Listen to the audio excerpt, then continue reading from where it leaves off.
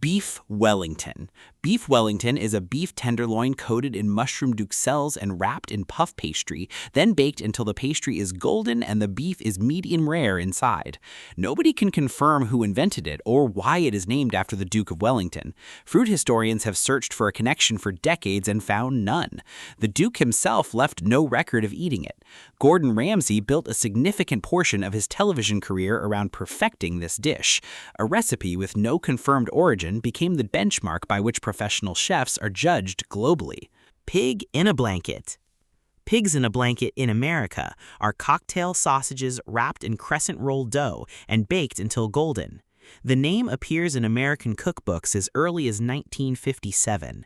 They became the defining party appetizer of mid-20th century American home entertaining, appearing at every gathering from church potlucks to corporate cocktail parties. Pillsbury's crescent roll dough, introduced in 1965, made them a 5-minute preparation requiring no skill. A 2-ingredient appetizer that takes 5 minutes to make has appeared on more American party tables than any other single food in the past 60 years. Stromboli. Stromboli was invented in 1950 at Romano's Italian restaurant in Essington, Pennsylvania by owner Nazareno Romano, who rolled pizza dough around Italian meats and cheese and baked it into a log. He named it after the 1950 Italian film Stromboli, starring Ingrid Bergman, which was in theaters at the time. Italy has no dish called Stromboli. The name, the format, and the entire concept are American. Philadelphia and its surrounding suburbs consider Stromboli local heritage. Every other region of America calls it a calzone and is wrong.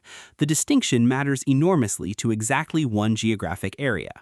Calzone. A calzone is a pizza that folded in half and sealed its own edges. That is the complete technical description. Naples invented it in the 18th century as a portable format for workers who needed to eat pizza without a plate. The sealed construction traps steam inside during baking, which creates an interior environment that no open-face pizza can replicate. The cheese melts differently. The sauce concentrates. The dough steams from the inside while crisping from the outside simultaneously. American Italian restaurants treat calzone as a menu afterthought behind pizza. Italian food historians would point out that the calzone came first and the open pizza borrowed its ingredients. Chicken pot pie. Chicken pot pie traces directly to ancient Roman cooking, where meat and vegetables were baked inside pastry crusts as a preservation and serving vessel. English settlers brought the format to America in the 1600s and filled it with whatever was available. The individual pot pie format, a single ceramic dish with a pastry lid, became standardized in American home cooking in the 19th century. Swanson introduced the frozen pot pie in 1951. Americans bought them in quantities that suggested the country had been waiting for exactly this product. A Roman preservation technique became one of the best-selling frozen meals in American history. Sausage roll. The sausage roll is Britain's most consumed savory pastry and has been for over a century. Seasoned sausage meat wrapped in flaky puff pastry and baked until golden. Greggs, the British bakery chain, sells over 2.5 million sausage rolls every single day across the UK. In 2019, Greggs released a vegan sausage roll. The announcement generated national news coverage for days. Piers Morgan declared it an offense on national television. Greggs sold out of vegan sausage rolls within hours of the announcement. A pastry that generated a national media controversy sold more because of the controversy. Piers Morgan inadvertently became their best marketing campaign. Apple pie. Apple pie is not American. The apple is not even originally American. Apples are native to Central Asia. The pie format came from England. The phrase American as apple pie appeared in American marketing in the early 20th century and became so effective that most Americans now genuinely believe apple pie is a native invention. The American version, with cinnamon-spiced apples and a double crust, became standardized through home economics education in the early 20th century, when cooking schools taught a single correct version to millions of students simultaneously. Every American family believes their version is correct. Every American family's version is slightly different. The marketing won completely. Cornish pasty. The Cornish pasty is a D-shaped pastry filled with beef, potato, swede, and onion, crimped along the top edge. The crimp is structural, not decorative.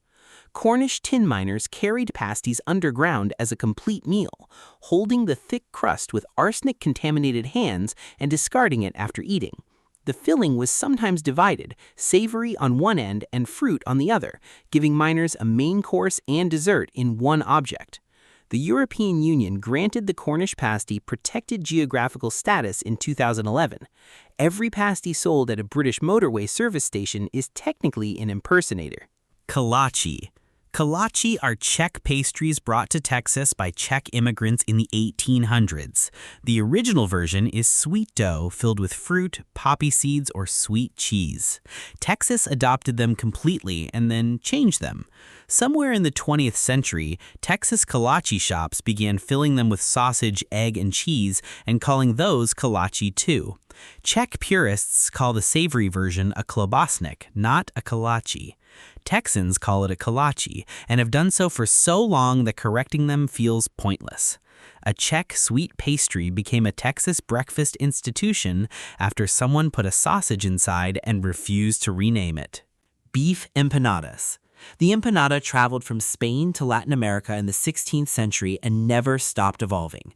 Every country that received it made it their own. Argentina filled it with beef, egg, and olive.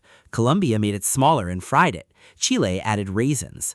The word comes from the Spanish empanar, meaning to wrap in bread, which is the entire recipe in 3 words: ground beef, onion, cumin, and whatever the cook's grandmother added, sealed inside a folded pastry that fits in one hand and requires no utensils. Street food, party food, and weeknight dinner simultaneously. 5 centuries of travel produced a perfect handheld meal. Stuffed pretzel. The pretzel was invented by European monks in the early Middle Ages, allegedly as a reward for children who learned their prayers, with the cross shape representing arms folded in prayer. The stuffed pretzel, filled with cheese, jalapeno, or meat before baking, is a distinctly American innovation that emerged from stadium and arena food culture in the late 19th century. Auntie Anne's, founded in 1988 at a Pennsylvania farmer's market, built a global chain around the soft pretzel format. A medieval monk's teaching tool became a $500 million global snack chain after someone put cheese inside it. Chimichanga. The chimichanga is a deep-fried burrito. The origin story involves a cook in Arizona in the 1950s accidentally dropping a burrito into a fryer and inventing something new. Multiple restaurants claim this accident happened at their location. The word chimichanga is a Mexican-Spanish expression similar to thingamajig, suggesting the inventor could not immediately name what had been created. Arizona considers it a state invention. The chimichanga became a staple of Tex-Mex restaurant menus across America and is now served in countries where Mexico is understood primarily through American interpretations of Mexican food. An accident in a fryer created an entire menu category. Cinnamon roll dough. Cinnamon rolls were brought to America by Scandinavian immigrants in the 1800s. Sweden calls them kanelbullar and dedicates an entire national holiday to them on October 4th. The American version grew larger, sweeter, and more heavily frosted than any Scandinavian original. Cinnabon opened in 1985 in Seattle's SeaTac Mall and engineered their locations to be near ventilation systems, so the smell of baking cinnamon would travel through the terminal. This was deliberate. Airport locations became their most profitable. A Swedish pastry was supersized, covered in cream cheese frosting, and placed near airport ventilation systems. That is the complete American improvement.